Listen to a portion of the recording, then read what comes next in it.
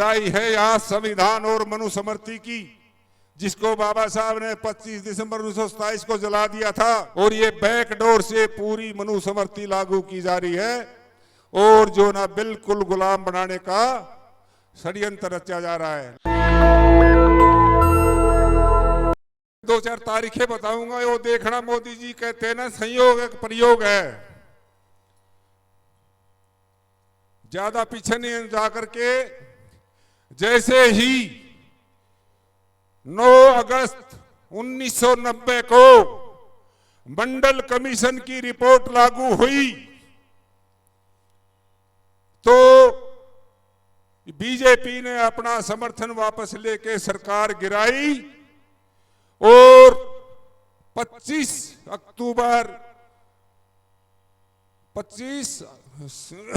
सितंबर को ये आडवाणी जी रथ यात्रा लेकर चले सोमनाथ से, और क्या कहा कि रामलला हम आएंगे, मंदिर वही बनाएंगे।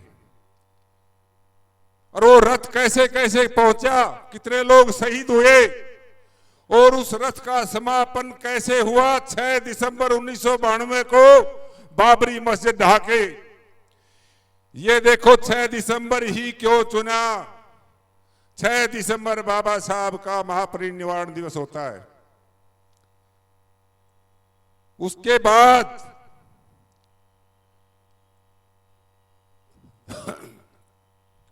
बाद आप ये देखिए, 28 मई को सिंघोल रख दिया और घोषणा कर दी कि मैंने संसद में सिंघोल रख दिया है, राजतंत्र शुरू हो गया है। सिंघोल का मतलब राजदंड। और वो 28 मई क्या थी, वो सावरकर की 140वीं जयंती थी। और 26/11/2008 का बॉम्बे अटैक, वो 26/11 ही क्यों चुनी, क्योंकि हेमंत करकरे को रास्ते से हटाना था। उसने काफी आरएसएस के लोगों को बंद किया था। प्रज्ञा ठाकुर, कर्नल पुरोहित, देशमुख, पांडे, ये सब जो है ना बम ब्लास्ट में थे। इसलिए वो भी 26/11 क्यों चुना, क्योंकि 26/11 संविधान दिवस होता है। फिर 22 तारीख को प्राण प्रतिष्ठा कर दी, 22 जनवरी को। इसका भी इतिहास है। 22 जनवरी 1997 को संविधान सभा ने संविधान के प्रीएम्बल को पास किया था। ये तारीखें प्रयोग है, संयोग है।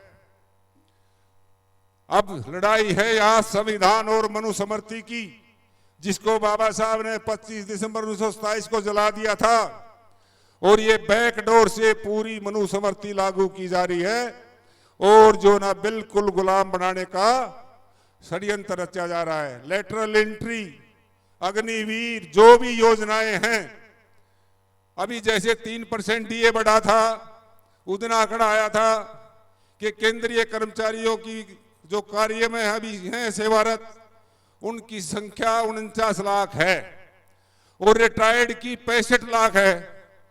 तो पहले नौकरी में थे, 65 लाख रिटायर हो गए, तो पहले नौकरी में थे ना। जनसंख्या, आबादी जैसे बढ़ रही है, उसे पद बढ़ने चाहिए थे।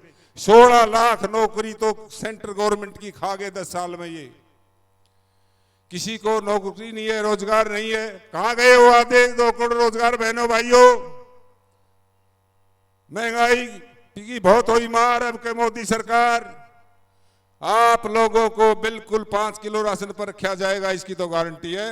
बाकी किसी के हक अधिकार बनने कुछ बचने वाला नहीं है। ये मेरे हाथ में एक गुप्त एजेंडा आरएसएस का, ये यूट्यूब पे मिल गया था, मैंने निकाल लिया था। ये 90 में ही जो इन्होंने एक प्रयागराज में मीटिंग हुई थी, और इसमें किसी के ना डेट है ना साइन है। इनका एजेंडा यही है, गुप्त एजेंडा, कि संविधान को खत्म करना और आरक्षण को खत्म करना है। इसलिए हमारे तमाम नेताओं को ने एक छतरी के नीचे जब तक नहीं आएंगे, जब तक अलग अलग करके ऐसे ही पिटते रहेंगे। अब जरूरत है, हमारा जो बहुजन लीडरशिप है वो एक छतरी के नीचे आके और लड़ाई लड़े, नहीं तो कुछ बचेगा नहीं। जय भीम, जय भारत। आपने सुना, समय दिया, सभी का धन्यवाद। नेशनल दस्तक की आपसे गुजारिश है कि अगर इसको बचाना चाहते हैं तो नेशनल दस्तक को सब्सक्राइब करने के लिए रेड कलर के सब्सक्राइब बटन को दबाएं, फिर बेल आइकन की घंटी दबाएं।